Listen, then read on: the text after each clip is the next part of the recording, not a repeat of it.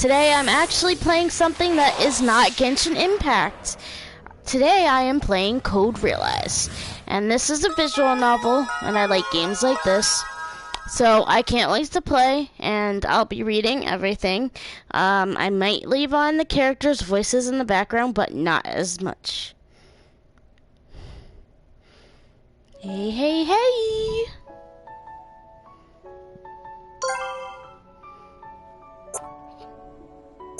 So this is the first game.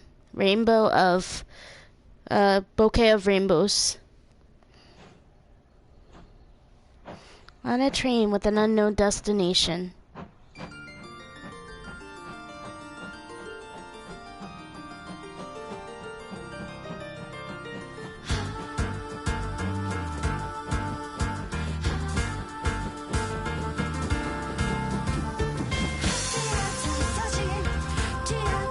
This is already beautiful.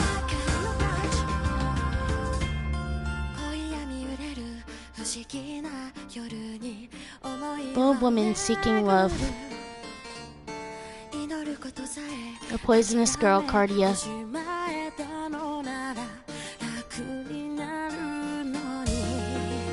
Arsenine Lupin. CV Tomoki. Oh, I think that means Mr. Abraham Van Helsing. This is an Otome game, definitely. So there's definitely different routes. Victor Frankenstein. Impey Barbicane? I don't know how. Saint Berman. Jimmy A. Alliston. I'm not gonna be able to read all the names. Even if this body were to rot away, I will never let go of this hand. Oh.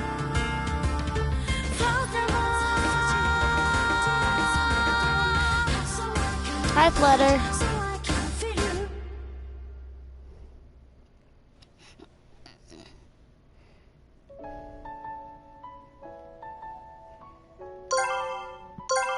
Yes, new game. I'm gonna keep the names. Yes. Who am I? What am I? Where did I come from? Where am I going? Loved by no one, needed by no one. If my existence holds no meaning, then why am I here? Cardia, my beloved daughter. I can hear my father's voice. History has already started to shift. He has a gentle, peaceful voice. Aha, Twitch was muted. I was surprised there was no sound. When you awaken, humanity will have to take its first steps down a blessed path that ultimately leads to the truth. You will lead the people from God's cradle to the expansive world of knowledge. Cardia, it all begins with you. I love you so much, my dear daughter. His hand touches her hair, my hair.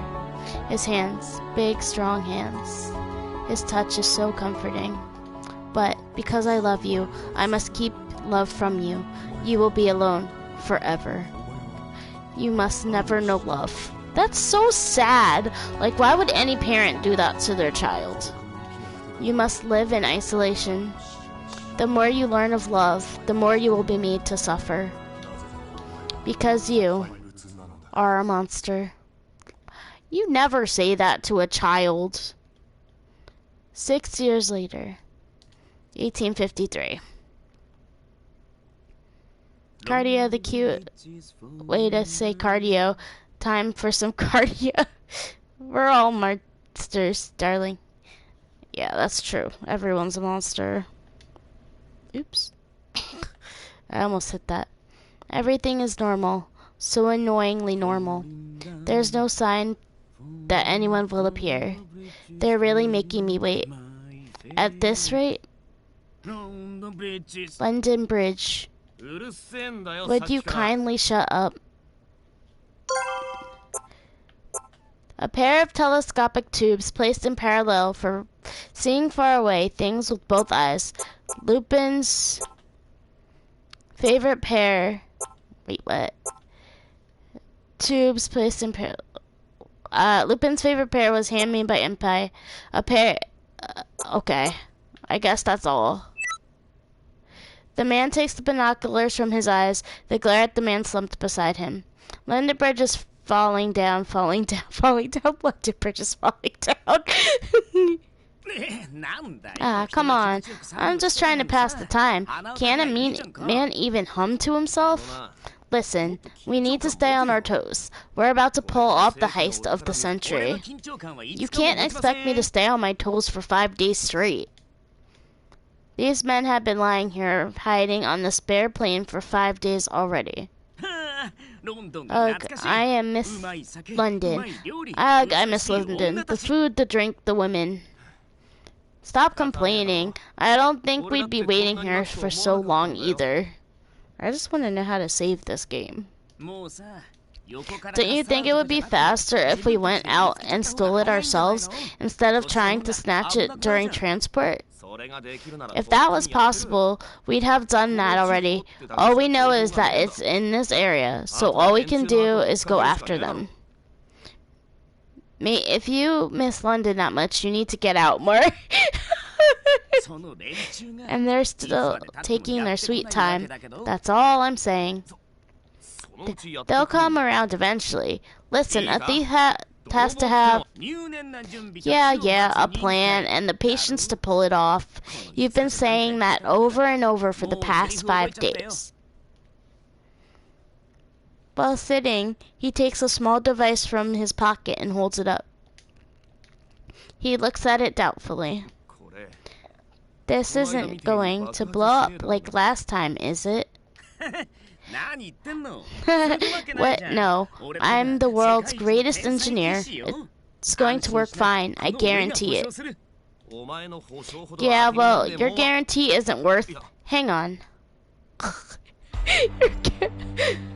A group of soldiers appears in the binoculars view. They are here. Seriously? The first man nods and continues to study the situation. 4 military automobiles, 1 escort transport, about 20 soldiers in total. A term of French origin for self-powered vehicles. The earliest models were steam-powered and automobiles. For self-powered, in this game are largely... The earliest models were steam-powered, and automobiles in this game are largely run on steam as well. Ooh, steampunk. Yeah, it's definitely steampunk. And just their luck, one of the vehicles is carrying hunting dogs. A man who appears to be the commander is in the lead automobile, and from the way he looks around, he won't be an easy target. No, don't hurt the doggos. Yeah, don't hurt the doggos. It's a huge unit. It could be trouble. But the report was wrong. They aren't Twilight, and from their uniforms, Royal Family Guards. What are they doing here? Twilight, a special task force within the British government.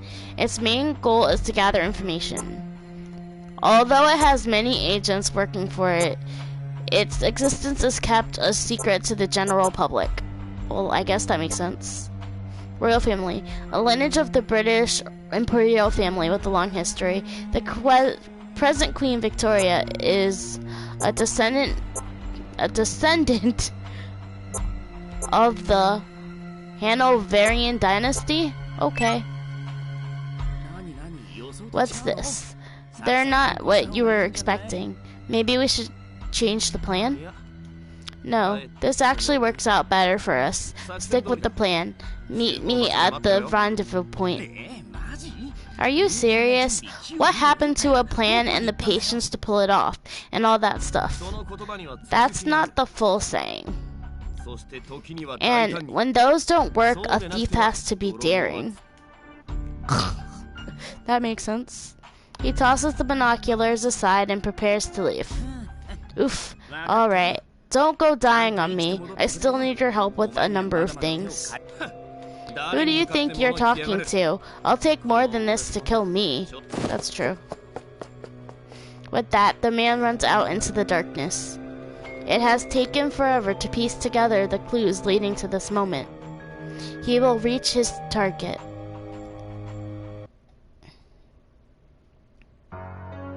The moon is hidden behind some clouds. That's not good. The darkness makes it easy to run, but hard to track. Lionheart. Captain, Lionheart, we have surrounded the mansion. Yes, the beautiful moon, beautiful house. I agree. Next, werewolf. Excellent work. Anyone attempting to leave the building is to be captured. Yes, sir. The captain returns the soldier's parting salute, then turns to the abandoned-looking building that stands before him. Through a meticulous search, he finally located this mansion hidden in the forest. The initial reports have so far been correct. So this is where the monster has made its den. He is not eager to complete this mission. A search and capture operation such as this does not normally fall under his purview. Rempart Lionheart, Knight and Captain of the Royal Guard, furrows his brow.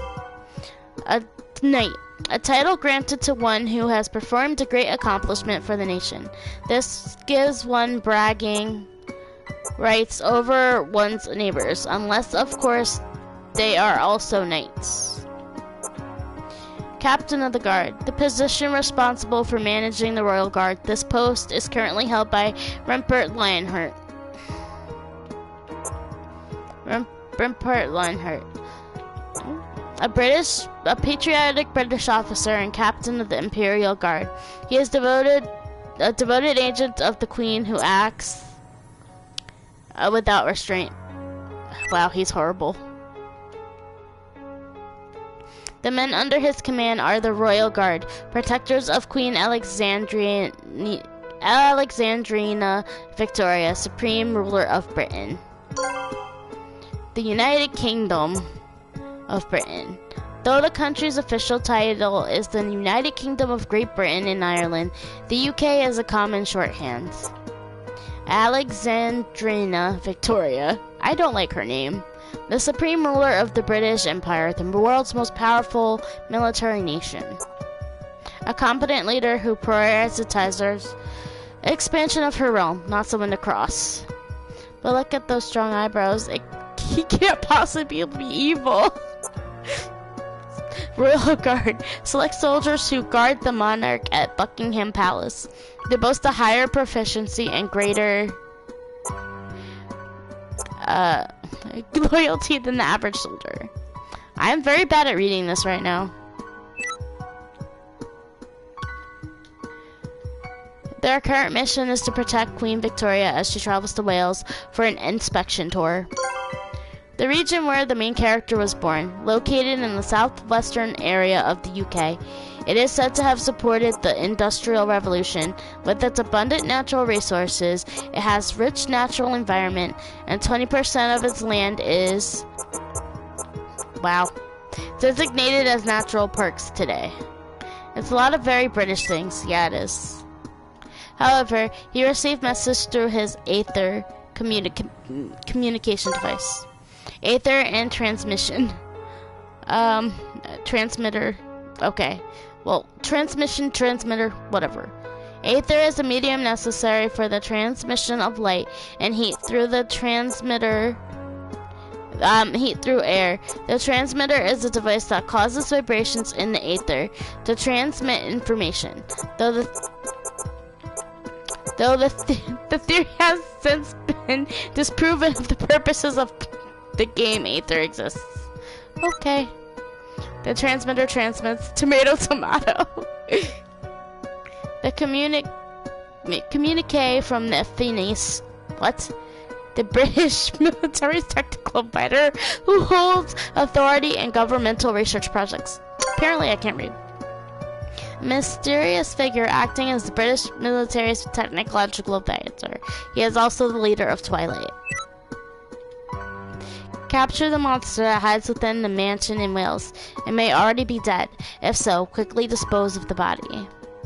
However, if there is a chance that it still lives, it must be captured at all costs. Shortly after this message was sent, a device was delivered that could supposedly detect the monster along with instructions. This mission is probably of little importance to Finis. Wales, of course, it's beautiful then. If it had been, Finis would have sent one of his pawns from his special task force, Twilight, to carry it out instead. There is just so little information. What is this monster? The creature's touch causes flesh to melt and fall away. Is this meant to be taken literally? Perhaps it is some figure of speech. Lionheart asked for clarification multiple times, but Finis never responded. There is no use brooding over it. Yeah, there's no use. Captain, we are prepared to enter. Lionheart brings his thoughts back to the present and focuses on the task at hand. But Captain, we're only going to be facing a single target, aren't we? Do we really need all this security? Idiot, we have no idea what we are facing, only that it is a monster, and as the swords of Her Majesty, we cannot risk failure. We will take any and all necessary precautions, avoid any possible missteps. That is how a knight prepares for battle. Yes, sir. Sorry, sir. When he sees that his troops are prepared, Lionheart gives a small nod. Alright, all men, remain at full alertness. Squad 1 leads the way inside, followed by Squads 2 and 3. This already reminds me of Bleach. The doors are quickly kicked down, and soldiers and dogs rush into the dimly lit interior of the mansion. All clear over here. This room is clear too. Lionheart follows his men inside. The soldiers quickly spread out, and soon they have taken over the mansion. Squad 4, put the kettle on. We're gonna have a jolly great brew, so we are. So far, no monster has been found. How long has this building stood empty? The walls are rotting in the humidity, and shafts of moonlight are filled with dust. The dogs, as if sensing an unseen danger, have not stopped growling the entire time. As Lionheart steps forward, the small device meant to detect the target emits a sharp sound. The captain gathers a few of his soldiers and follows the device, which squeals as he stands in front of a particular door. It's in here. He switches the device off and slips it into his pocket, then motions to the gun-wielding troops who take positions nearby. He prepares himself to face the monster that awaits them on the other side, then gives the signal to break down the door. The soldiers smash through and rush inside. A skylight lets some light in, but the moon has ducked behind another cloud. However, he can sense tension in the room. This game is already so interesting. I know it's a visual novel, but it's really cute. A strange atmosphere fills the air. The room is packed with dolls. In this dim light, the sheer number of them is unsettling rather than cute. The shadow of a person can be seen sitting in a chair in the center of the room. The shadow doesn't move, even when the soldiers surround it, guns drawn. Either this person is very brave, or as the message suggested, is it dead? One of the soldiers approaches the chair. The shadow slowly raises its head. At that moment, the clouds part, letting light into the room. Cardia. Long, glossy hair, melancholy eyes slowly opening. Her flawless skin and symmetrical face more than resemble a doll's. Her clothing is strange, seeming more like decoration than fashion. Everything about her seems oddly mystical. The girl blinks once slowly, her blank eyes take in her surroundings. At this simple action, Lionheart hears himself and the others gasp involuntarily. This beautiful girl, lit from above by soft moonlight, like an ethereal creature. She must be a monster? Is she a monster? Are you a monster? She's too cute to be a monster. I hear voices. The voices of many people. None of them are my father. Why do they wake me? I wanted to stay in my slumber forever. I wanted to stay with my current dreams forever. This is the monster? She's too cute, so she must be a monster. Monster. Yes, I am a monster. Captain, is this girl what we were sent here to capture? Yes, it's hard to believe, but this seems to be the case. I was expecting something more monstrous, but she's just a girl. Idiot, don't let your guard down. Hey, what are you doing? Calm down, calm down. I know that sound, a dog's growl. I've heard it before. Dogs were chasing me. They were growling and barking, trying to bite me. Trying to eat me, to kill me. They were so much faster than me. The dogs. A large dog barks loudly and leaps on me. Stop! I protest weakly in a scratchy voice, but the dog has me pinned in my chair. Its teeth tear through my clothing and pierce the skin of my shoulder. I can feel my blood flow from the wound. In the next moment, the dog yelps and jumps back. Hey, what's wrong? As he speaks, something happens. The dog's mouth begins to melt. Like mud, it begins to drip and fall away. The dog's head and neck begin to crumble, and the oozing mass of flesh fizzles. The dog drops to the ground. It writhes in agony for a short time, then stops moving. What in God's name? Why? Because it touched my skin. Because of a tiny drop of my blood. Just looking at the misshapen corpse makes me feel awful. It died because of me. The men around me tear their gaze free from the mess and back away, still surrounding me. Watch out, it really is a monster. Don't move. Move and I'll shoot. Fear and confusion, doubt and anxiety. It's just as before.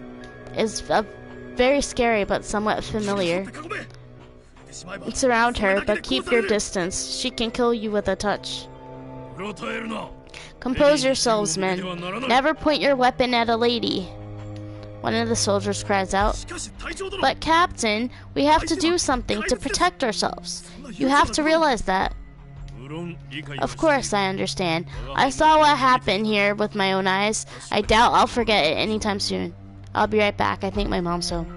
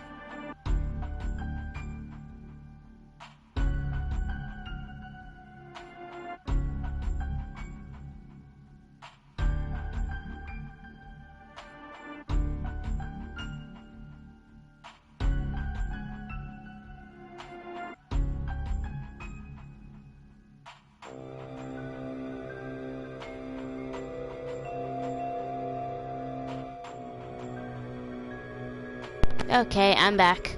I mean, it attacked and you died. Self-defense. Despite her not fighting back, she's made no aggressive move. That's true. She hasn't made an aggressive move. But calm down. Look, she doesn't look like she'll try to resist. I remain seated in my chair, but I look up to meet the speaker's eyes. Even with this incident with the hound, she tried to stop it, but it was over too quickly. She didn't intend for it to happen. Yes, but... The leader approaches me and gently kneels down, putting his face at my level. Little Miss Monster, I would first like to apologize for the rudeness during our sudden visit. Would you please come with us? Why would she go with you? A creature exhibiting powers beyond that of ordinary humans. In this game, this term is used against the protagonist who has deadly poison coursing through her veins. His gentle but firm tone leaves no room for argument. After a brief pause, I nod. I stand without another word and leave my room behind. I have no reason to resist. How many years have I been staying here? The people are so tense. I see fear in their eyes. They see me as something foreign. I wonder if these people will kill me. If that is why they have come here, so be it. I had reservations, but I'm not scared. That poor dog. It shouldn't have been that way. The dog should have killed me. No, it shouldn't have.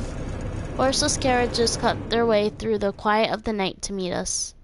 They tie my hands and load me into one. I stare up through the window at the sky. I have no interest in where they are taking me. What will happen to me there? If I'm going to be killed, I feel oddly relieved to think this. But I only have one regret. Just one. I wish that I had. Huh? It all happened so suddenly. A crash and flash cut through the night. The car ahead of us flips over and rolls over on the road.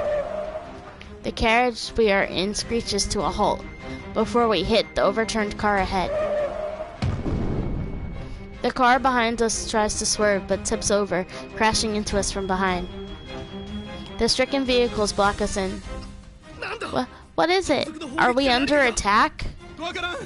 The road exploded. I can't see anyone outside. Everyone riding with us draws their guns and exits the car.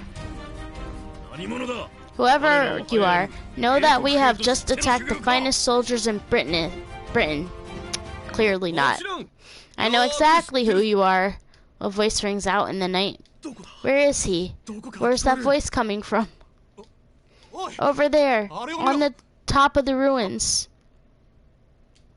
I turn to see where the soldier is pointing. There is someone standing there. I see a figure silhouetted by the moon. A thin body wrapped in formal attire, with a top hat perched on his head. A walking stick is in his hand. He looks as if he is about to attend a masquerade ball. But why? Strangely, nothing about this scene strikes me as out of place. Fantastic work, gentlemen. His cloak flutters in the wind as he stares down at us. Her Majesty must be proud of her honorable royal guard who have come all this way to carry out a kidnapping. How dare you impugn our name? Who are you? The name is Arsène Lupin. No need to be shocked, sirs. I am merely your average dashing gentleman thief.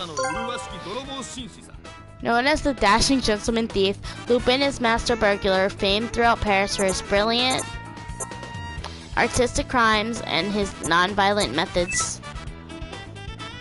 Lupin.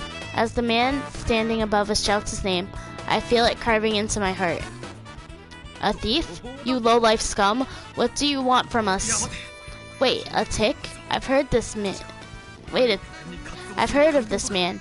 Some sort of burglar who works in Paris. Yes, he has a great soundtrack. It's nice. I am impressed. You're quite right. My presence here is quite an honor. You lucky gentleman will witness my handiwork with your own eyes. What's more? The man calling himself Lupin looks at me. I feel his piercing gaze through his mask. Mademoiselle, can you hear me? I stare up at him silently. I do have a confession to make.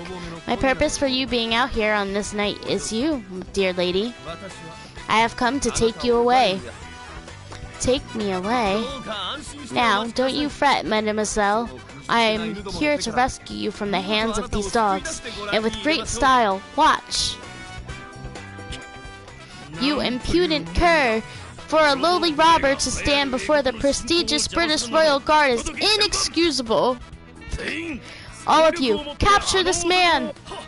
Yes, sir. Everyone prepare to fire. Right, take aim. Wait, no. Fire! Stupid. Gah! The shadow dances jerkily as the soldiers open fire. Many of them must have hit. The shadow collapses to the ground. I'm holding my breath. Idiot! I said to capture him. Why would you give the order to fire? If he is who he said he is, then the one and only Arsène Lupin can never be captured, not even by the entire Paris police force. He had to be brought down and quickly, or else he would have stolen the monster. That man Lupin, did he really die just now? You cads, you've gone and done it. You've ended my brilliant life, cut short too soon. Oh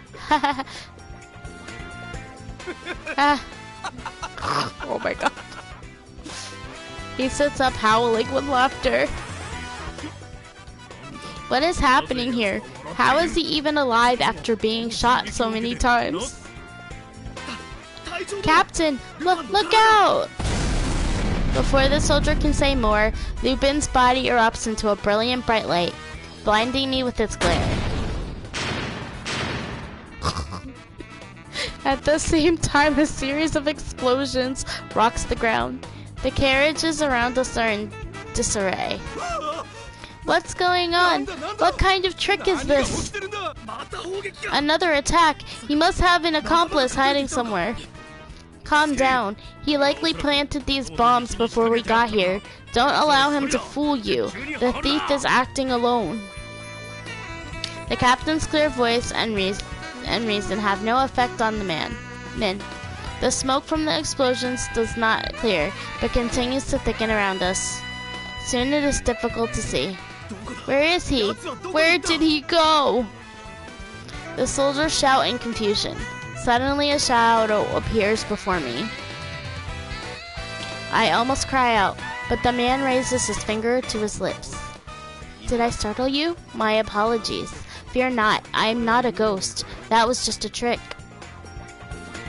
He grins and holds out his hand. He's pretty cute. Take my hand, mademoiselle. Shall we make our great escape into the night? No, don't touch me, please. You'll die from the poison. I'm aware of it, but that only comes from skin contact, doesn't it? And your gloves block the poison, do they not? Yes, but I...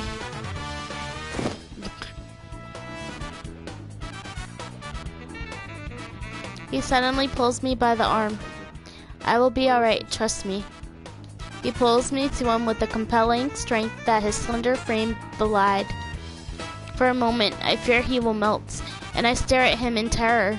But, you see, I am unharmed. Yes.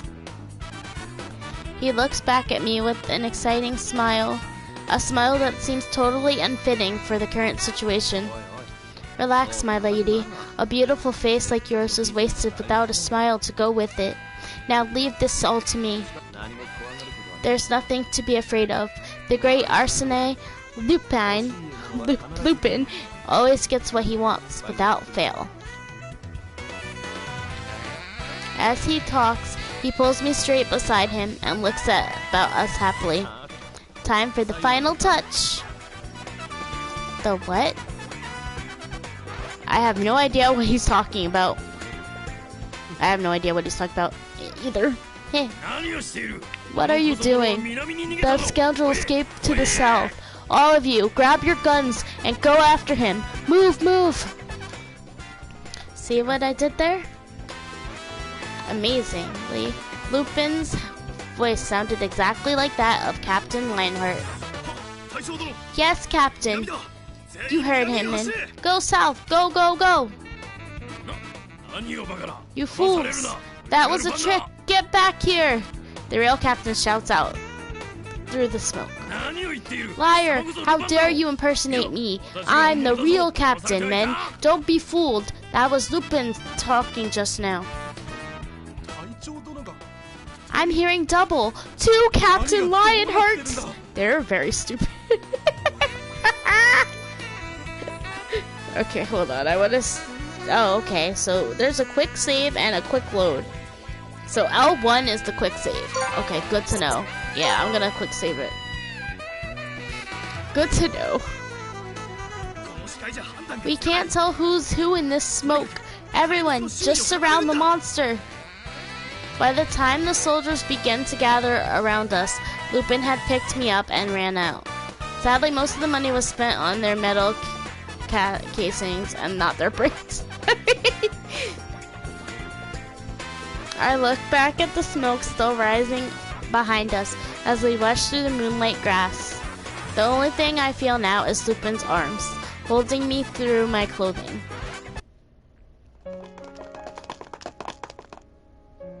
I don't know how far we run. Before I knew it, we are on track in the forest. Alright, we should be safe now. Are you worried? Don't be. I left some fake footprints behind. They're probably completely lost right now. Another caper completed. Haha, I truly am a genius. Lupin stretches and looks up at the night sky. I follow his gaze. How long has it been since I last stared at the stars? Not just through the windows in my room, but in the fresh air. The wind brushes against my cheek. Even though I've seen this many times to be bored with it now, it feels beautiful. Lupin appears to be shaking as he focuses on the sky. What's the matter? Okay, he's crazy. Lupin?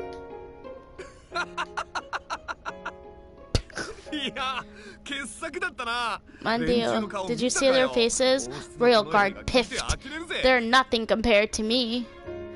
Yeah, that's true. Just like you. You're crazy. Okay, X button, delete message. Window cancellation, skip message. Display palette menu. Quick save, quick load, autoplay message. Touch switch read for skip. Left stick, view message history, move point, blah blah blah, right stick zoom in and out. No, so this zooms in and out.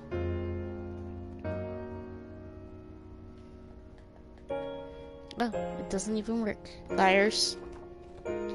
Sorry, I'm saving something. So now I want to know what this menu is. Oh, so you can save from here. What? Okay, yeah, I'm gonna save there.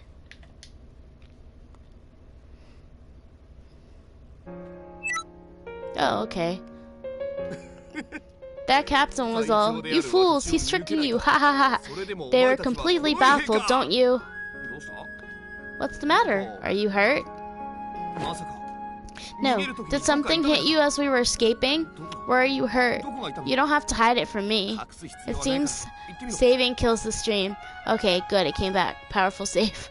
Yeah, it's probably gonna kill the stream. I'll probably, like, when I'm done playing, I'm going to save it after. So I'll stop at a certain point. I shake my head. It's not pain, it's sadness. I was ready for death, but here I am. I can't touch anyone. I'm a monster who hurts anyone around me. My life serves no use to anyone. Say frequently, the stream will survive, maybe. Oh, so you're not hurt? Good, good. Then what is it? Tell me, what has you so despondent? Who are you? Eh? Oh, pardon me. I do suppose I haven't formally introduced myself. Lupin bows as if on stage. Allow me to present myself. Arsène Lupin. For reasons I cannot disclose, mademoiselle, I have come to steal your heart. My heart? I would be confused if I were her too. Yes, literally. But I won't take it for free. It's not my style to leave a beautiful young woman disappointed. In exchange for your heart, I will grant you one wish. A wish? Indeed, mademoiselle. This humble thief promises you in all sincerity that he will grant you a single wish. He sounds like an idiot. A wish. My heart responds to his words. I have realized what I most desire. A wish, tucked within my heart, that I forbade myself to ever think of. It bubbles up into my mind. What is this wish for death? I know, that's scary. I have never touched another person, not once in my entire life. I resigned myself to a life like that, and came to terms with it long ago. As my father said, I would be alone forever. But I want to touch you. I want to feel you, your warmth. The words tumble out before I can stop them. A touch, I see. So you... He stares at me, seemingly deep in thought. Is it impossible? No. Lupin smiles confidently. This game is so pretty. I love it so far. He kneels down, takes my hand, and smiles. Your wish is my command, mademoiselle. I, Arsène Lupin, swear that I will grant you your desire. The moon shines brightly up above. Oh, how beautiful it is. How have I never seen it this way before? It's beautiful and thoughtful. It's going to be a wild ride, definitely. And then I have game 2 also, so I'll be playing this and the second game. So I'm excited.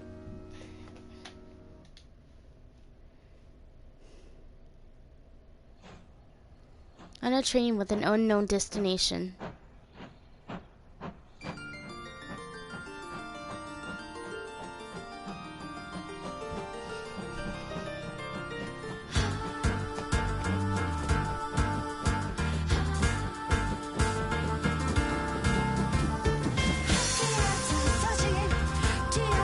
I guess it's playing beginning again.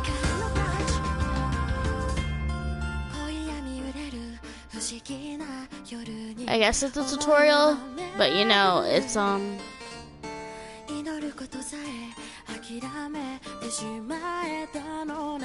think this is just the opening.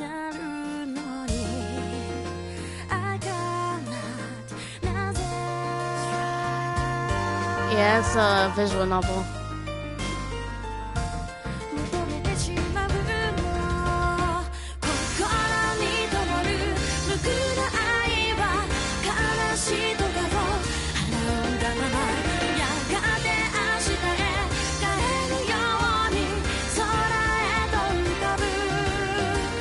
It's an Atomi game, so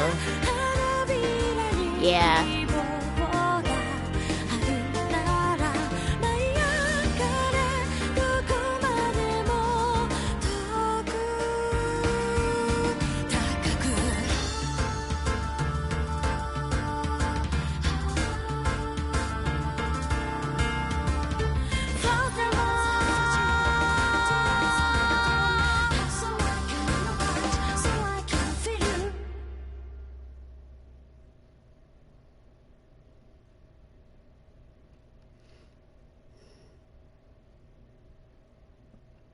Chapter 1, London's Theme.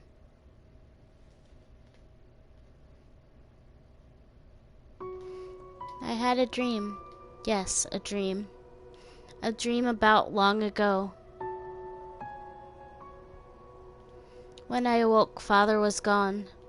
I still have Father. I must wait for him. I have no other memories. I don't even know who or what I am. But this doesn't sadden me. He had left a note for me at the mansion. It had a number of rules written on it. Never leave this mansion. I will come back for you, I promise. Lastly, it said this. You must never break these rules, no matter what. If you do, nothing but misfortune will come, because you are a monster. But I broke those rules. That's what caused this to happen. People chased me and called me a monster. I even brought misfortune down upon those who have accepted me and tried to love me. And since then, I have kept myself shut in that room for a long, long time. Because I am a monster. Until the day I die, I must sit right there and wait for Father to return. That is what I believed. The sound of birds chirping slowly rises me from my dream into consciousness. I feel a gentle breeze blowing. I'm not in that room anymore, the comforting yet lonely cradle. It comes back to me. Lupin took me away.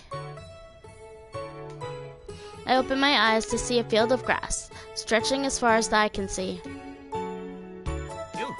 Ah, you're finally awake. Why do you look so stunned? I see. Is it because I'm too handsome to be believed? I do get that a lot. Every time I look in the mirror, in fact. You are handsome, but bro, you're cocky. Oh, my. Who is that dashing man on the other side of the glass all the time? It's not that. I suppose humor isn't your thing. Why do you look so surprised then? Don't tell me you forgot about yesterday. Handsome and cocky often go together, sadly. Yeah, that's true, they do.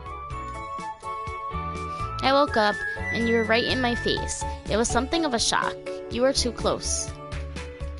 You're dressed differently, too. That was a little unexpected. You look like a different person. Great. I want you to be surprised. You did? Why? Isn't it obvious? I needed to see some expression on your face other than sad or blank. And why is that? We're going to be in each other's company for quite some time. It's important that we get to know one another better. What do you mean? You're full of questions, aren't you? It's because, well, why don't you have something to eat first? Just a nibble. Lupin lays a cloth down over the grass and places a basket on it. This was meant to be last night's supper, but it's cold now. But anything's good if you're hungry enough, isn't that right? Lupin places a sunny side up egg on a piece of toast and hands it to me. What? What's wrong? Aren't you hungry? I haven't shared a meal with another person in a while. This is all so new. Ah, I see. You've been living alone all this time. It's just an egg on toast, for heaven's sake. There's no need for table manners, so eat up. Ah, it tastes great. So cocky. He takes a bite of his toast, but looks over at me. He tilts his head, as if noticing something for the first time. Oh, I never asked. Can you eat? After all, with the poison and everything? Yes, I can eat. I bring the toast up to my mouth and take a bite. Chew, swallow. That's good to know. Does it melt in your mouth? I shrug. It starts to become mushy right away. Mushy, eh? But I can taste it, and it's very good. That'd be awful if everything she ate went rotten. True. I feel the flavor spread through my mouth. Well, that's good to hear. One of our group, Impai, is very into cooking. He makes his own bread from scratch. Supposedly he adds his own hidden flavors. After one bite, I couldn't stop. I had forgotten what it was like to eat for so long, and delicious food has a way of bringing happiness. That's true. I take it you like it, Cardia?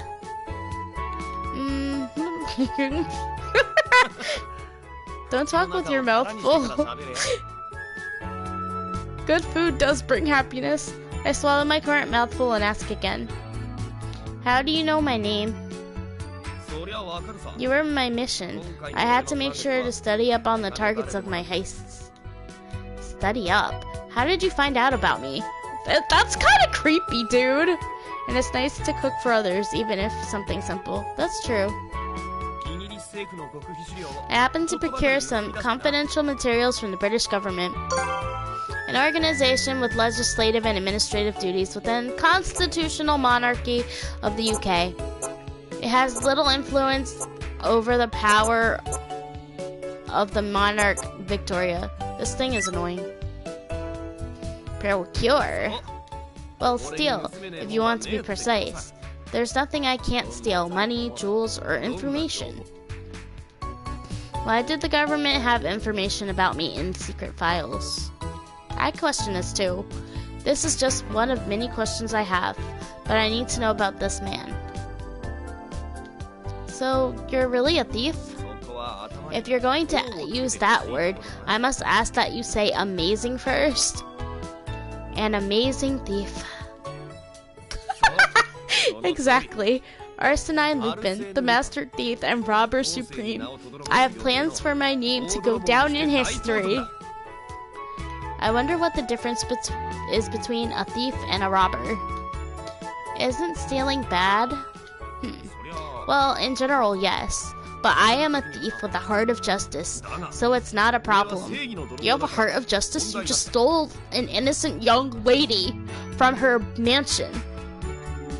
Thief and justice seem to be a contradiction. I agree with her. Tisk, tisk, tisk. A handsome man is always riddled with some sort of contradiction, don't you know? I don't think that's true. One does more flourish intact. One steals with a gun and saber. Oh my goodness. His answer doesn't really make sense to me, but I nod and turn my attention back to my food. Sitting here in this warm sunlight, the meal becomes entrancing. The taste of the egg, with Lupin's cheery voice, is somehow very soothing. Once I collect my thoughts, I take a better look at Lupin as he eats his egg on toast. I don't know how I'd feel with egg on toast, because, like, I don't eat that by itself. I have to have something with it. I have another question. How am I so handsome? That's a mystery that not even I can solve. Oh my gosh. That's the second time we've had this conversation. This man, it's amazing how much confidence he has. That's not it. Those men, the ones from yesterday, where were they trying to take me? One moment. Egg on toast is a simple breakfast. We normally have it with beans, but just egg on toast is fine. I probably will never have beans on toast or egg on toast. I'm not gonna lie to you. Alright, so it's too much to take in all at once, so I'll try to keep it simple. First, those men were after the Horologium, whatever that means. Okay, I almost said it right. Horologium? Lupin becomes very serious. It's a source of unlimited energy, a heart that beats forever. That's what the Horologium is, whatever it is. This gem is completely impossible to create using modern technology, but the secret file said that one man succeeded. The process he used to do so is unknown, and the man buried the gem within the body of his own daughter. His daughter, you mean? That would be you, Cardia. I don't know anything about my father. Do you know him, Lupin? I stare at him in surprise, and he looks back at me with some surprise as well. Of course I do.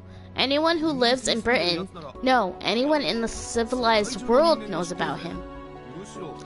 What's more interesting is, why don't you know about him? He is your father. I can only remember 2 years of my life. 2 years? Yes, I woke up in that mansion 2 years ago. All I knew was that I had to wait there, that father would come for me. And yet, I broke the rules that he laid down for me once in the past. I still regret it. Lupin looks at me questioningly, and I speak again. Even though I don't remember much, I do know some things. I read the books that were in the mansion, but... I see. So you know nothing of the outside world. You have no knowledge, but no life experience. Oh, you have knowledge, but no life experience. I was waiting for Father all that time. He's the only thing I have. Please, Lupin, I want to know more about my father. He looks at me for a while, then nods. Alright, I'll give you a brief overview. You'll need to know this to move forward anyway. First of all, your father is a scientist named Isaac Beckford.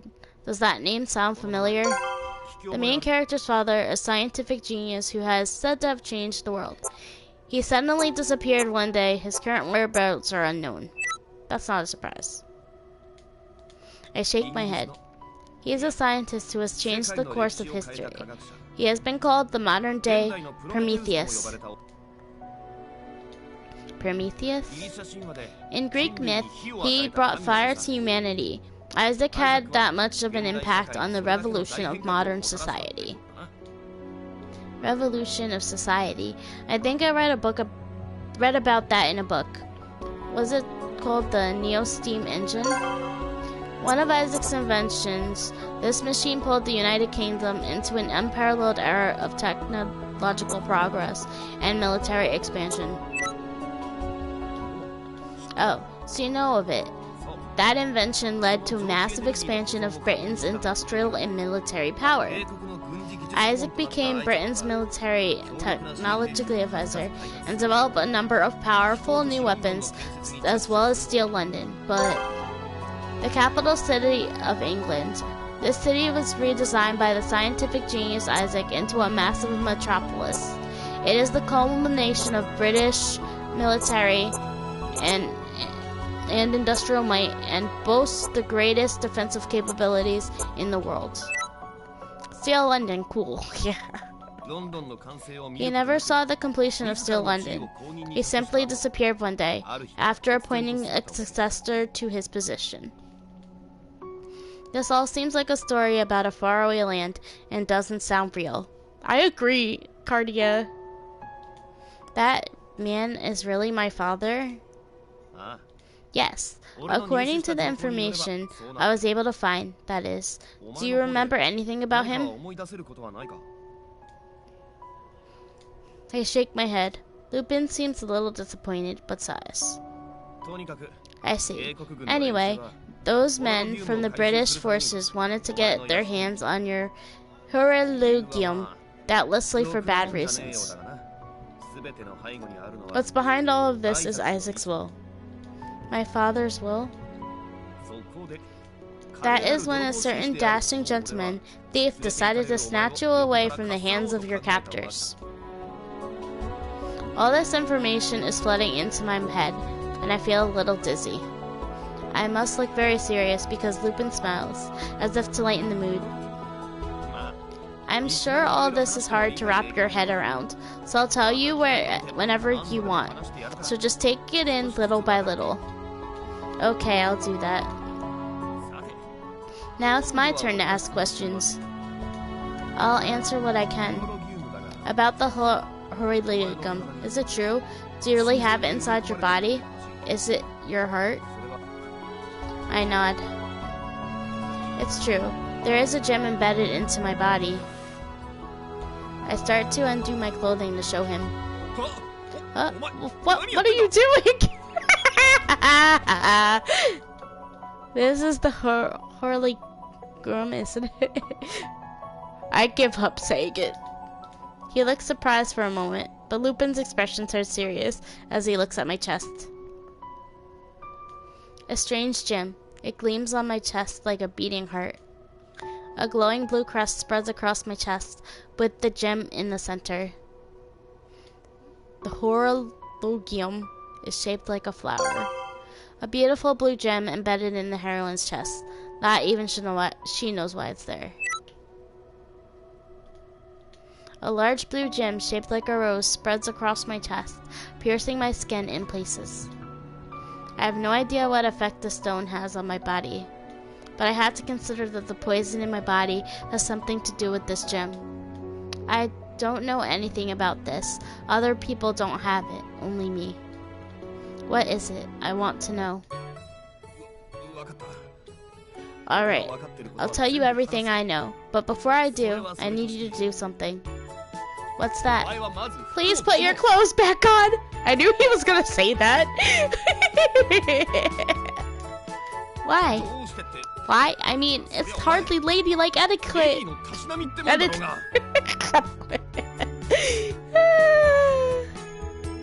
Lupin turns away. Etiquette. I've read about that in the mansion's books. Etiquette is one of the utmost importance in how men and women interact. I see. So, having my shirt off is improper. Okay. I put my clothes back on and sit up. Is this better? Much, thank you. You're lucky I'm a gentleman. If I wasn't, you don't know what might have happened. I'm sorry. Oh, no, I'm not mad. Not having a memory is one thing, but having no common sense is quite another. Lupin inhales sharply, then turns to me with something of a puzzled expression. I've been wondering this whole time why you haven't asked me what's going to happen to you now. Is that something I should ask you? You don't have to, but I did capture you. Aren't people usually curious about what their captors plan to do with them? I wouldn't want to know. I think for a moment. It really doesn't matter. Doesn't matter? You're an odd one, Mademoiselle. A thief with a heart of justice is somewhat odd, too. That's true. Well, seeing as we are both oddities, we may get along pretty well. That makes things easier. My headquarters are in London. We'll be heading there soon. Yeah, most of what is happening is odd, but it's also hilarious. London? Yes, Steel London. You mentioned that before. What is Steel London? You honestly don't know? My, you really are sheltered. I told you, I never left the mansion. That's true, she never left the mansion. Sorry, I wasn't making fun of you. London is a city of steam, with something of an ill reputation. Uh-oh. A city of steam. I can't imagine such a thing. That's alright. You'll know it when you see it. If you've never been there before, you're in for a surprise. I have a question. Certainly, ask me anything. I'll answer it whatever you want. Why did you want to capture me? Are you after the Horlegum too? I thought you would be a clue to discovering Isaac's plan. I'm really searching for Isaac. He disappeared years ago, so most would assume he's long dead. However, he's still working from the shadows and is up to no good. I have good reason to believe this. So, my goals are to stop whatever plans he has set in motion. I thought that you, being his daughter, would have some more information for me. I suppose I was off the mark there. My father's plans. I have no doubt that you'll be important in reaching Isaac. I have a good sense for this sort of thing. I know I ended up kidnapping you from the military, but could I have your cooperation in this matter? I'm sorry, I can't do that. Well, I didn't think it would be easy as that. May I ask why you don't want to help me? What happens to me doesn't matter. But I don't want to let my father down by breaking the rules he has set for me. Lupin looks at me questioningly. I was told to stay in that mansion and wait for father to return. I hurt people. That's why I need to be kept away from everyone. This poison, it hurts and kills anything it touches. That's why I must stay here. There. That is what my father said in his note. He commanded you to live your entire life alone? Ha! A man like that has no right to be a father. Don't you listen to him. But... And another thing, Cardia. Don't ever say you don't care what happens to you. No one's more important to you than yourself. That's true. If you want to find your father, you should go looking for him. How would I do that? London is a place of information. There is no better place to begin learning about someone than that. There. If you stay in that mansion, the military will just come for you again, and they won't be as easily stopped next time. Those men, they feared me and called me a monster. Lupin is much better than those men. I haven't known him long, but I can tell. And London has tons of famous doctors who treat the rich, so maybe they can do something about that poison. I didn't expect to hear that. You think they can make it go away? I'll make sure it happens. I promised I'd make your dream come true, remember? But I'm going to need your cooperation. You'll have to stay by my side for a while. That's the trade-off. Lupin extends his hand to me. I look down at my own hand, then up into Lupin's eyes. They glitter in the sunlight.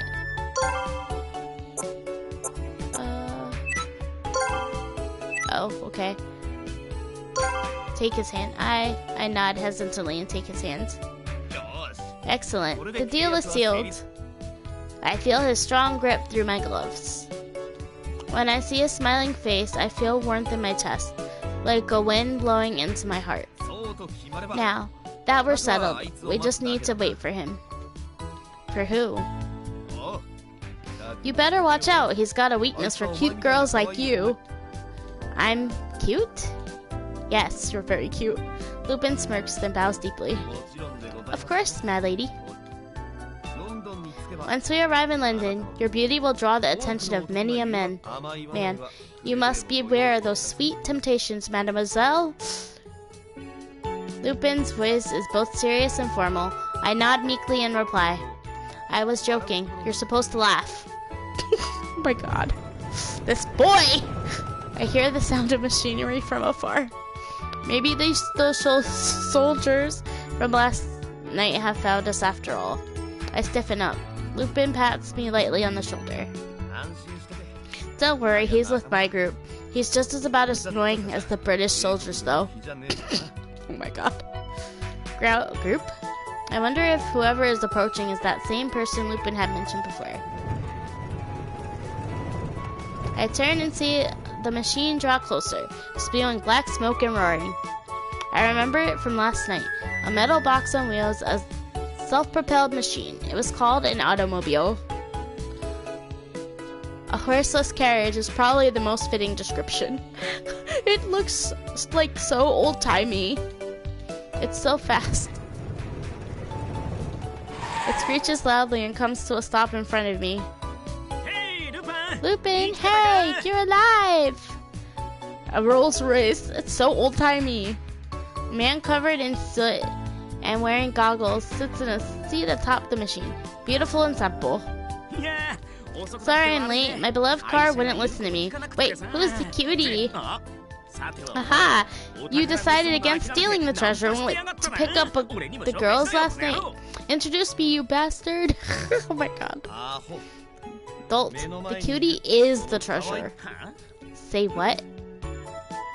The man gets up to leave his seat.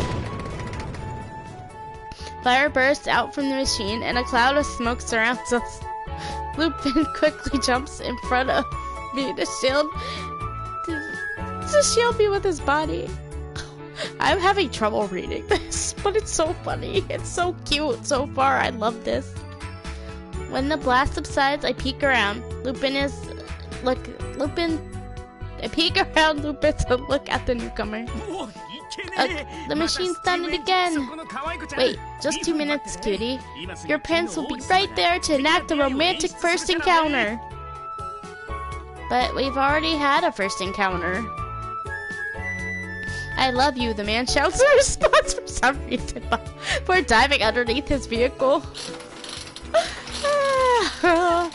I knew this pipe was the problem. I want to get a new one, but money's tight. Alright, good girl. Good. A short time later. Done. All better. I want to see what you look like already. The machine releases another huge puff of smoke as he taps it with his wrench. Sorry about that. She's an unruly one, but she's in tip-top shape once again. Hey, MP. This thing is really going to get us to London? Okay, his name is MP. Now I know. How rude.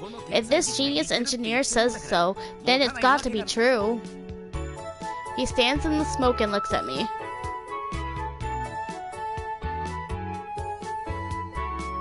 Oh, hi MP. Ah, nice to meet you, cutie. It is I, your very own prince astride a white horse. He raises his goggles and smiles at me with a soot-covered face. Don't mind him, he's not a bad guy. He's just a scattered-brain tinkerer.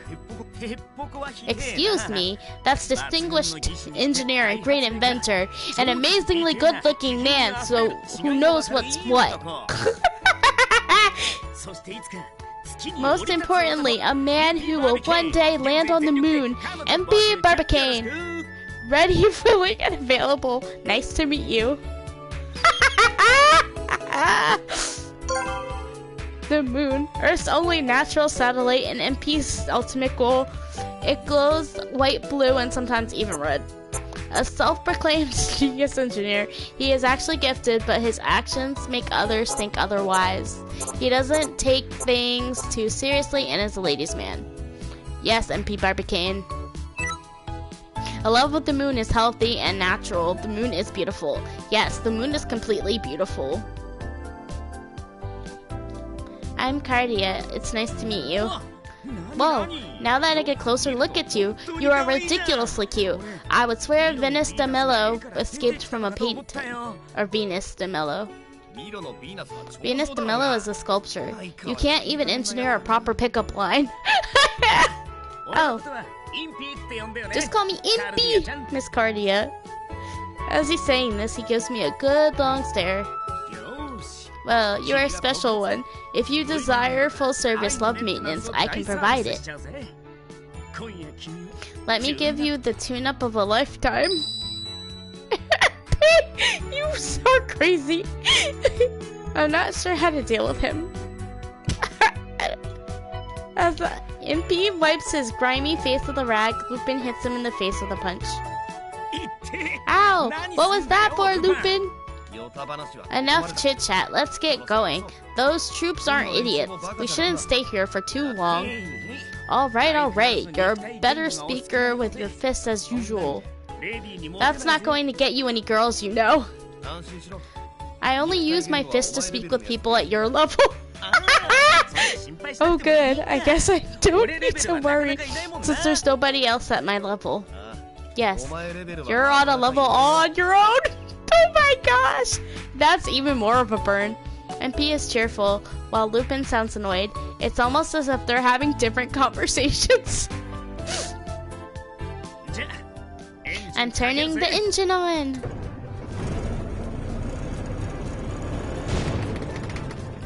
Wow. The machine roars to life and spews another cloud around us. Whoa, is she leaking steam again? Come on, darling, you can do it! What can I say? There are lots of strange people in the world! That's not a wrong statement. After this rough start, the automobile runs smoothly for a while as we ride. As we go along, Lupin explains to MP our situation and what had happened to us. So if I'm hearing this right, Lupin, then you set yourself up as the hero to this poor soul. I'm so jealous. Trade with me, man. Is that all you heard from this? There is a lot more than you should have been surprised by. The conversations between Lupin and MP always seem to go this way. I could tell they got along quite well. From time to time, the car screeches and releases a cloud of steam. It seems that this machine runs on steam power. The books in the mansion describe steam engines, and the diagrams of them always included a way to vent steam. But this automobile doesn't have one. As MP explained, the Neo steam engine, invented by my father, allows that energy to be stored without releasing it. That meant that engines could keep steam without the tedious task of constantly stoking a fire and burning coals. That's as much as I understood from MP's description, as it all seems frightfully complicated. Still, MP's endless chatter and Lupin's arguing serve to lift my spirits. Aw, I'm glad. We pass through fields, towns, and forests as the automobile runs on and on. Although it lets out some steam from time to time, it never breaks down again. I'm glad? According to Lupin, it's something of a miracle that it runs so smoothly. MP talk continues like a river, keeping up a stream of conversation. Lupin chimes in occasionally, but I catch him nodding off once or twice. We drove for a long time, but I was never bored during the trip. The sun is now high in the sky. We finish lunch and ride for a few more hours. Lupin, who had been staring into the distance from the passenger seat, suddenly stretches. It's coming up. What is? Once we climb this hill, you'll get your first glimpse of Steel London. A short while later, just as Lupin said, London appears all in its glory. Steam London! Excuse me.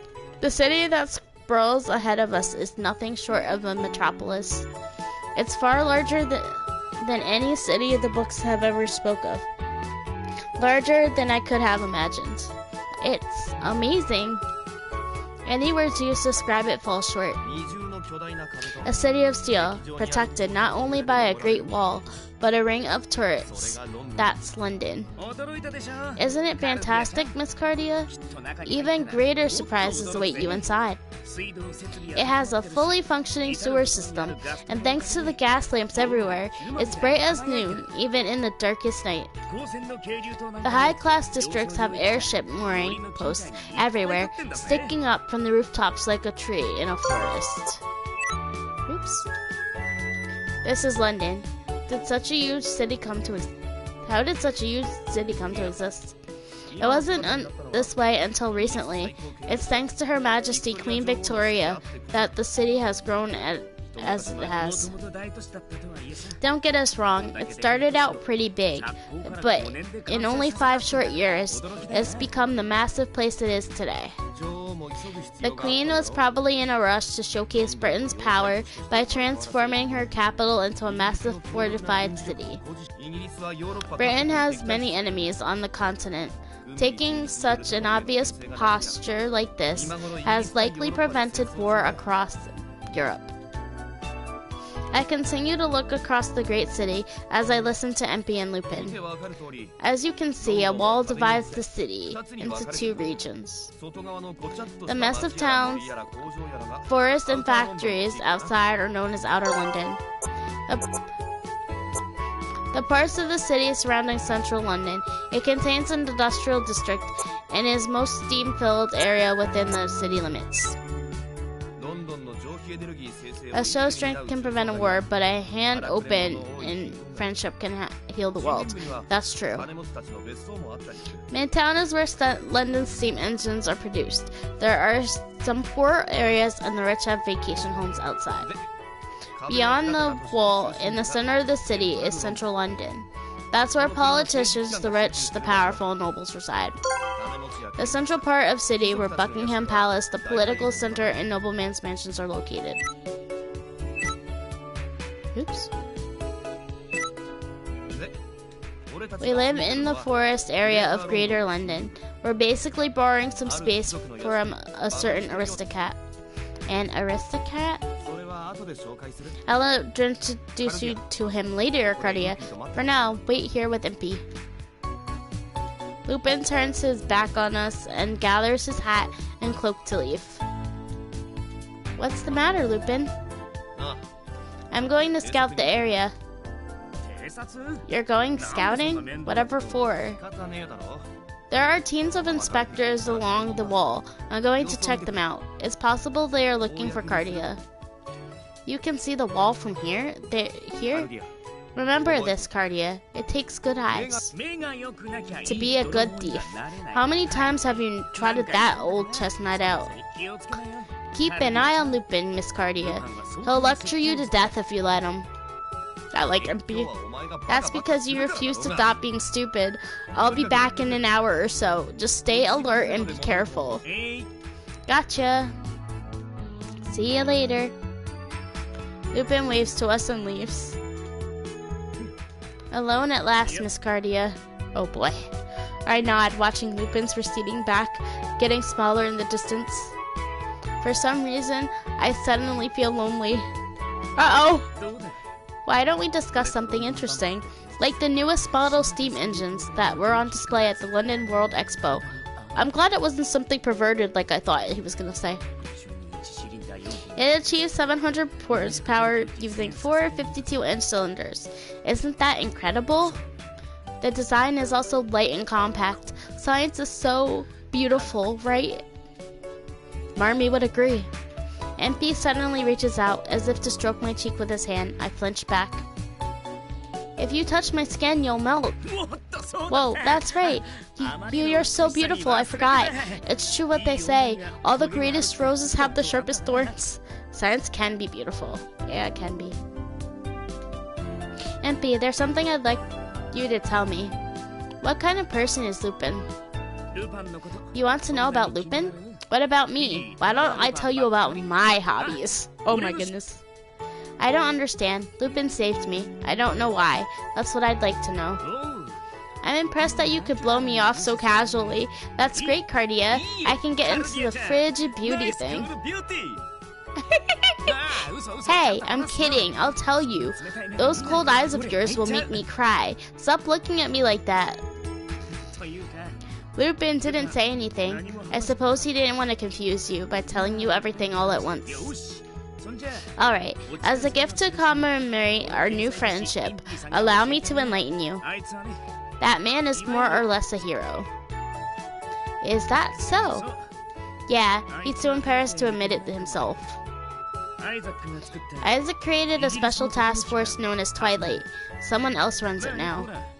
You were captured by British Army Squad, but it was supposed to have been soldiers from Twilight on that mission. But the plans got changed somewhere, and those guys came instead. That's good for us, because Twilight has the elite forces.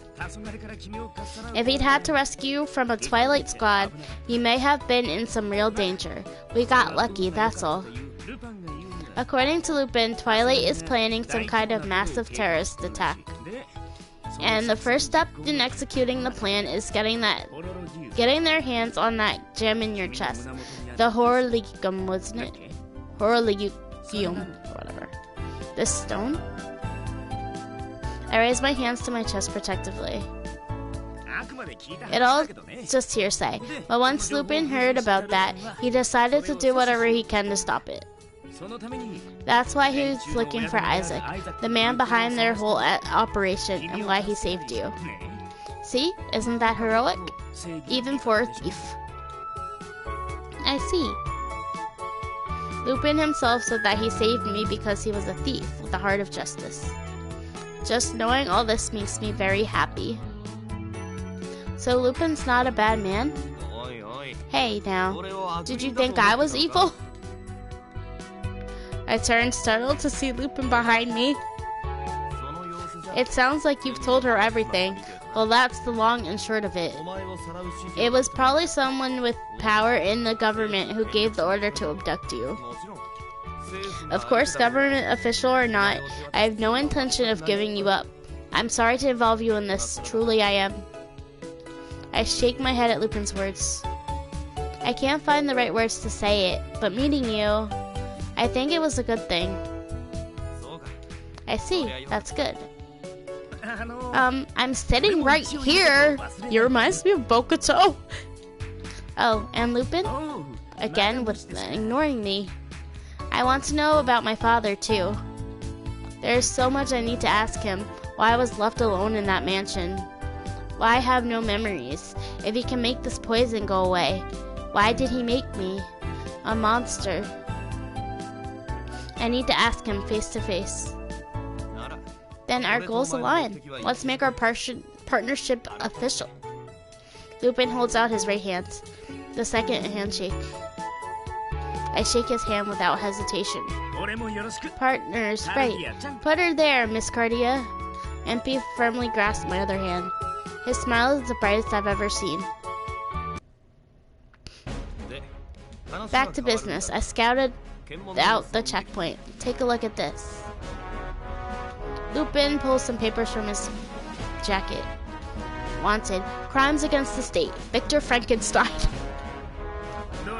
Let me see. Vicious terrorists wanted for the bombing of the West River factory, killing 12. Yikes, that's one dangerous man. He was formerly a royal alchemist and a leading researcher, one of the best. His career is now ruined now. The picture on the wanted poster is of a kind-looking young man with glasses. He doesn't look vicious at all. It doesn't pay to judge a book by its cover. So, what's interesting about this poster? The extra security on the checkpoints is to catch this man. It has nothing to do with us, but we should still be careful. Makes sense. We are a couple of kidnappers on the run right now. I'm sorry to cause you trouble. You needn't apologize, mademoiselle. Doing this was our decision. Yeah, don't worry about us, Miss Cardia. Well then, would it be better if we stayed out of London until things cool down a bit? No, London is overflowing with people. Once we're inside, we'll be hard to find. We're better off entering the city quickly. Then what will we do? They don't have any pictures of us, and those men last night were from the Royal Guard. They wouldn't be manning checkpoints. We'll pass through easily if we falsify our identities. MP and I nod along with Lupin's plan.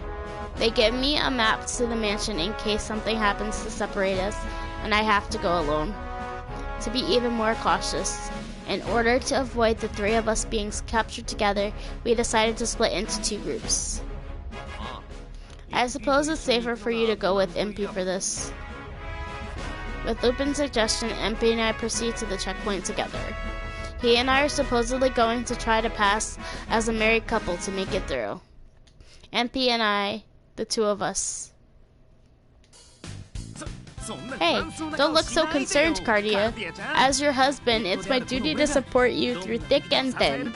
She barely knows who she is having a false identity will either be really easy or really hard. True. In sickness and in health, now you may kiss the groom. Alright. That's enough. Just hurry up and get caught. So you can reflect on your actions for a while. Why do I need to get caught? Be careful, mademoiselle. This is not a trifling matter, and your partner is MP. I understand. What? Stop making it sound like I'm a kind of burden to her. But you kind of are. We approach a huge gate. Beyond it, I see many buildings. The gate is crowded with people, and a line is waiting to get in through the checkpoint. We join the long line. Finally, it is our turn. I am a little nervous. Don't you worry. My invention will handle this for us. Huh? Where'd it go? I thought I put it in my pocket. I'm extremely uneasy. Oh, it's right here. Listen, Miss Cardia. This is... Next. Oh, it's our turn, finally. Come on, just trust me and follow my lead. MP, wait. MP and I walk over to the guard. Are you a citizen of London? Oh, no, sire. Me and the missus, we're here to see the Soviets. Ain't it so, Natasha? MP turns to me and wiggles his eyebrows. Ain't it, Natasha? Who's Natasha? You've got to go along with me. It's all an act. You have to tell me things like this beforehand.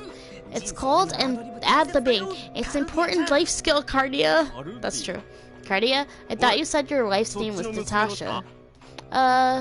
I'm afraid you two are going to have... I'm going to have the two of you detained for suspicious activity. The next other guards begin to gather around us. I feel someone staring at me in turn. Lupin is watching us with a look of disbelief and frustration. Looks like we're cornered in a dead end. It seems more like we're cornered ourselves. and at a full run, no less. However, I have prepared a secret weapon just in the event of events like this. A weapon?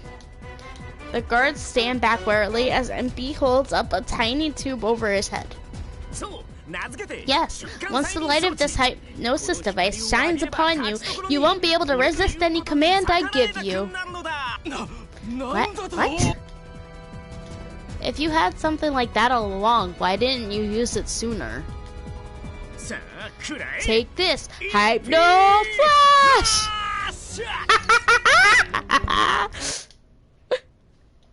Oh my goodness. What kind of joke is this? Huh? Hold on. It's supposed to light up really bright. Maybe the flash bulb wasn't adjusted. MP fiddles with the tube.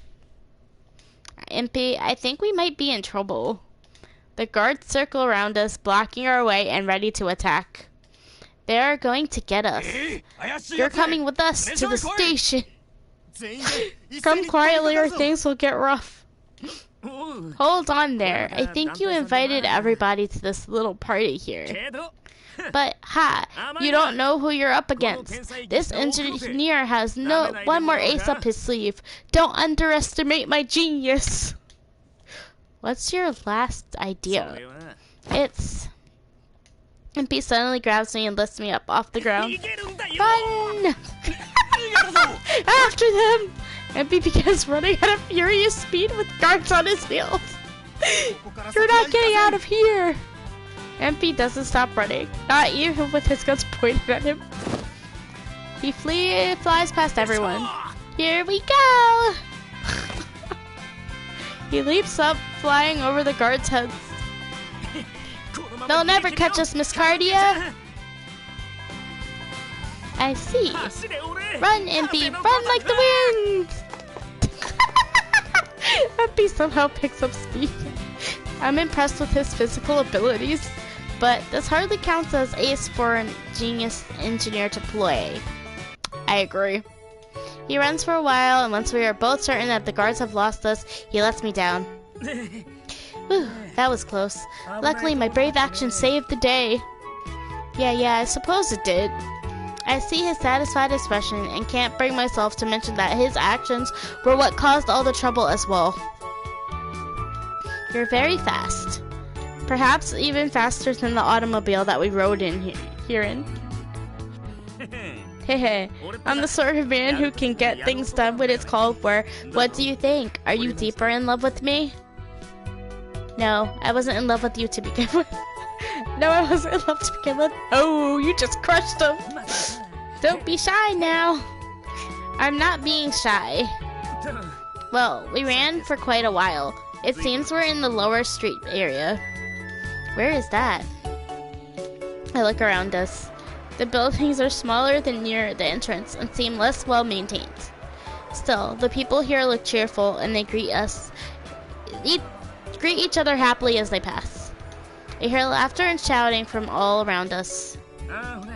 Remember when Lupin explained the city?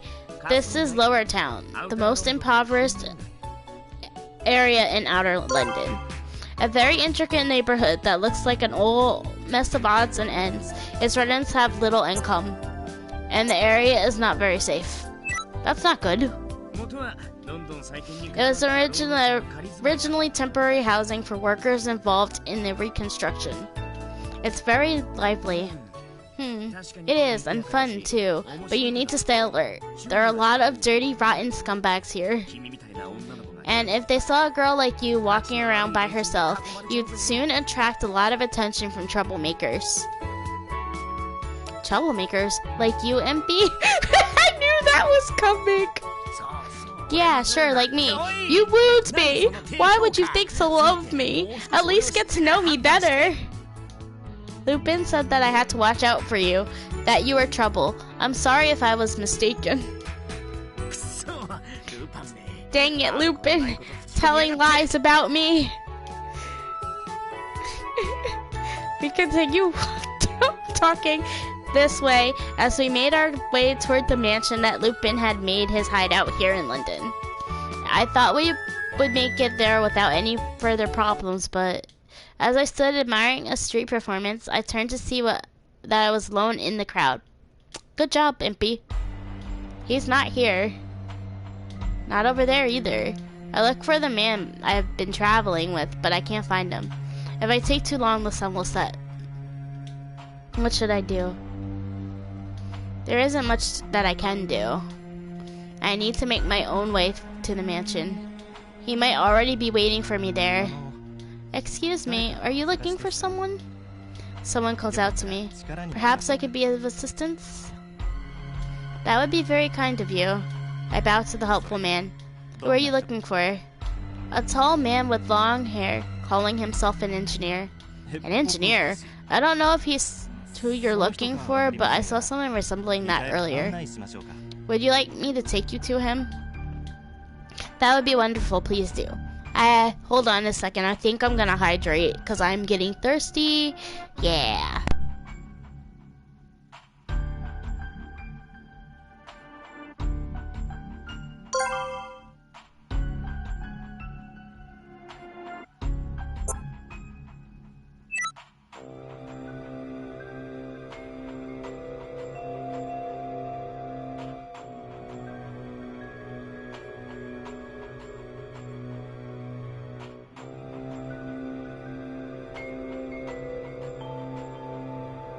Okay, I'm back.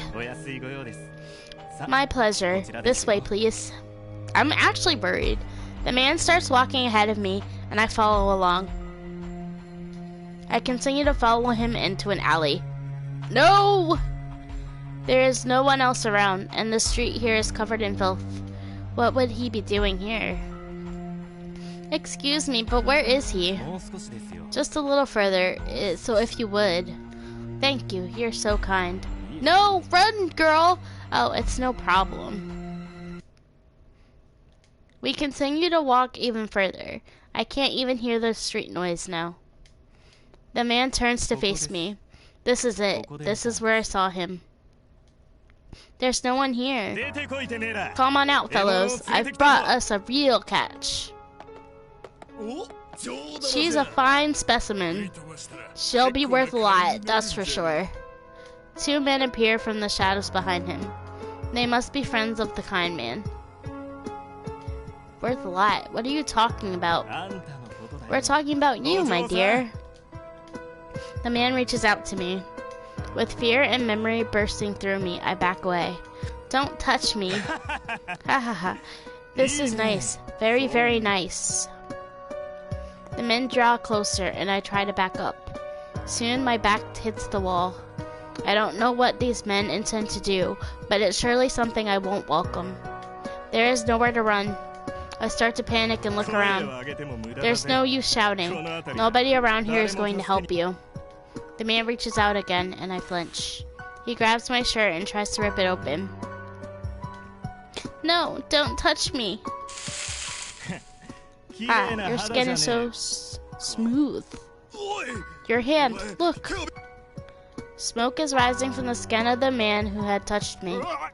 It's hot! He starts to scream and roll on the ground, clutching his hand as burning odor begins to fill the air. What's happening? What trick is this? I don't know, but watch her. She's not what she seems. She started burning me the moment I touched her. Which monster? I told you not to touch me. The other two men pull out knives and slowly approach me.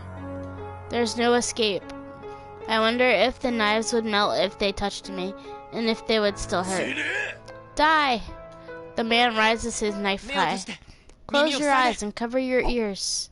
I hear a voice shout, and something lands on the ground between myself and the man. There is a burst of intense light and sound when the object hits the ground. I had quickly covered my eyes and ears as instructed, but the intensity still makes me dizzy for a moment. I lose my balance and fall over, but oddly I fail to hit the ground. You're alright now. Open your eyes, slowly. Ooh. It's Victor! I open my eyes. Someone is holding me. You don't need to fear me. I'm not going to do anything to you. You're safe. Thank you for saving me. Who are you? I'm afraid I can't tell you that. You still look a little pale. What happened to those men? They're all knocked out. Are they dead? No, I'm just unconscious. When the senses receive extreme stimulation, the mind shuts off for a while in reaction. Good. Haha, you're very compassionate to worry about men who are attacking you. Though I have to admit that Jim... excuse me. It's rude of me to stare at a woman's chest. Bejeweled or no, I meant no disrespect. He gently releases me. This is no place for a girl like you. It's not safe here. Besides, you must always be suspicious of strangers, especially in places like this. I see. I'll escort you back to the main street. We don't want anything to happen to you. Thank you, but can I trust you? You're a stranger too. Oh, yes, well, perhaps you could make an exception in my case.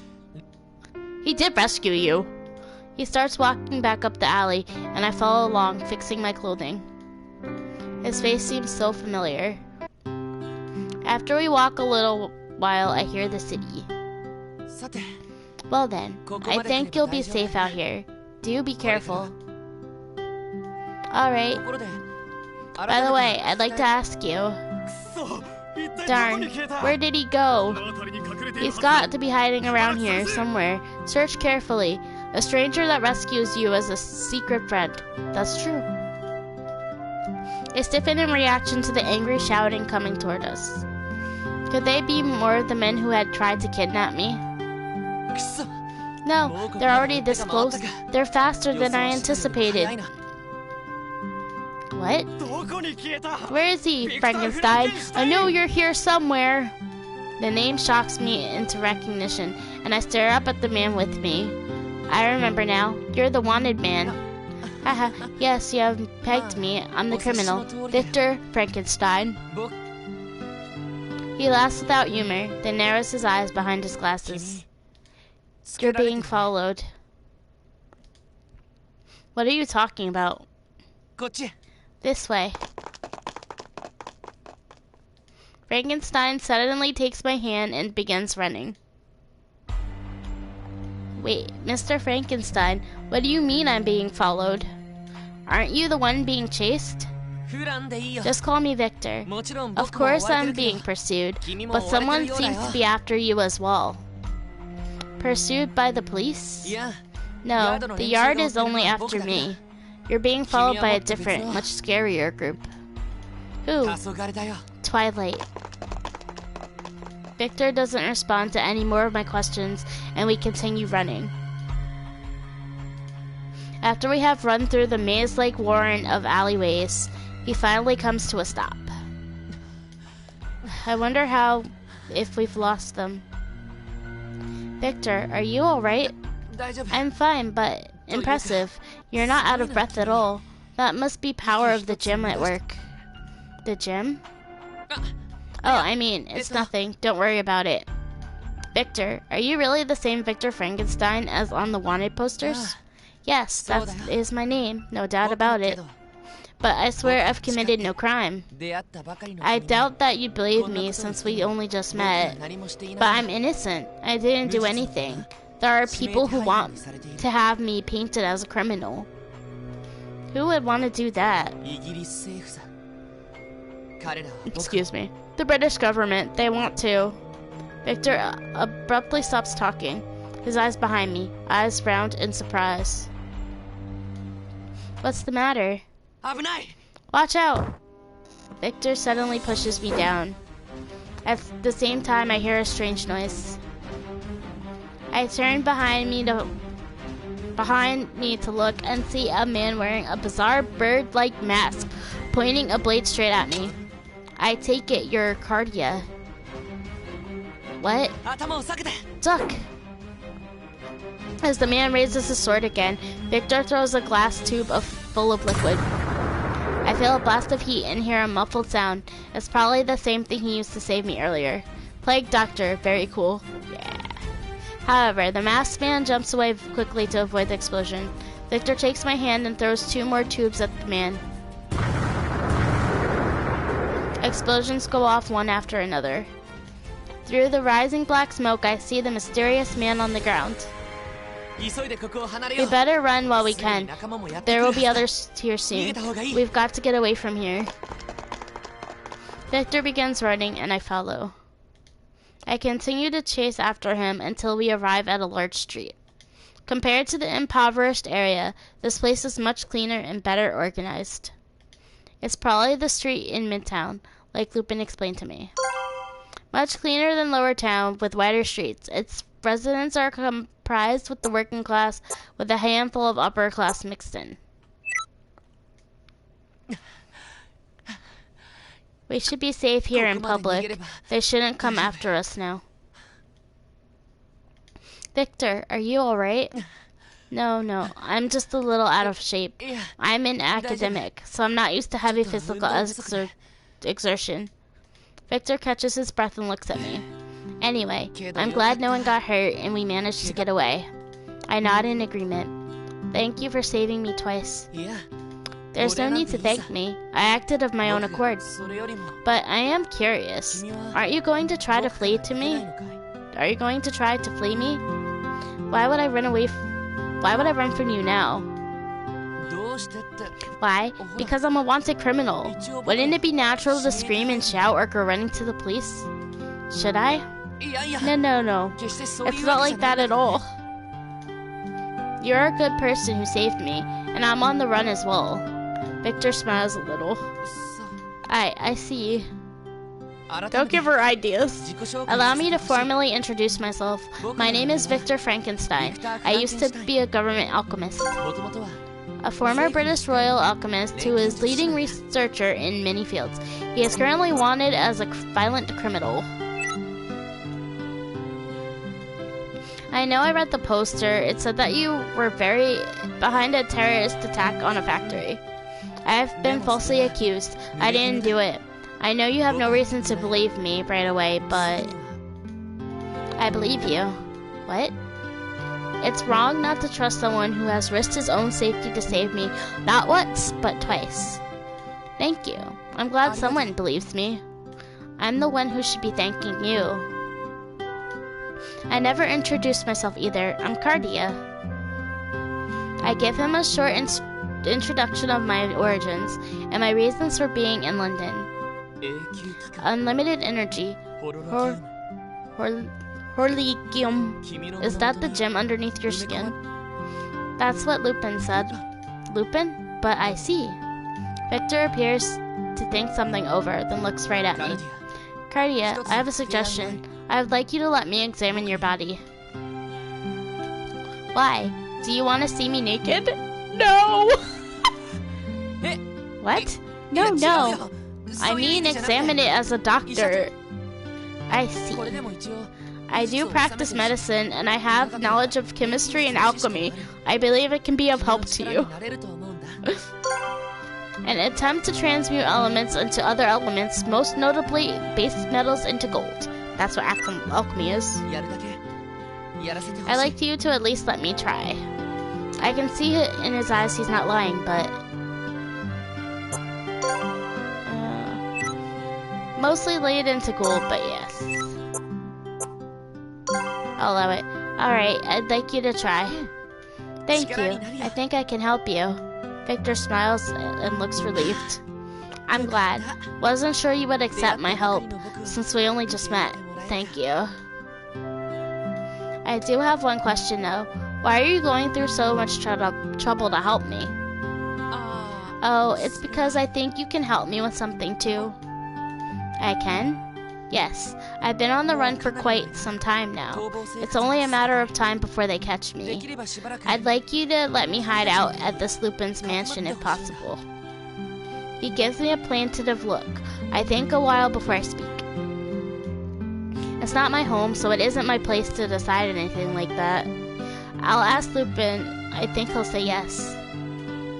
Because he's a hero. This man, you really do trust him. I feel a tickle in my chest like a butterfly, and I take paper from my pocket. Victor asks what it is, and I tell him it's a map. Lupin gave me this so I could find my way there in case we get separated. What is it, Cardia? I don't know where we are now, though. Let me see. According to the map, we should go down this street. Victor and I walk along the street together, the moonlight shining through the leaves of the trees. It's funny to me to see forests and hills enclosed within a city's walls. This is a very nice area. The more wealthy people have their estates and vacation homes here. Is this Lupin from nobility? I don't know much about him myself, but one thing that I do know is that Lupin is a thief with a heart of justice. A thief? But he believes in justice, even though he's stealing for a living? Yes. Indeed. Victor tilts his head to see as if in thought and continues walking.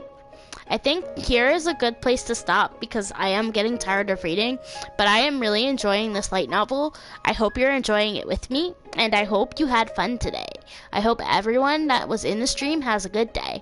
Thank you. Bye-bye.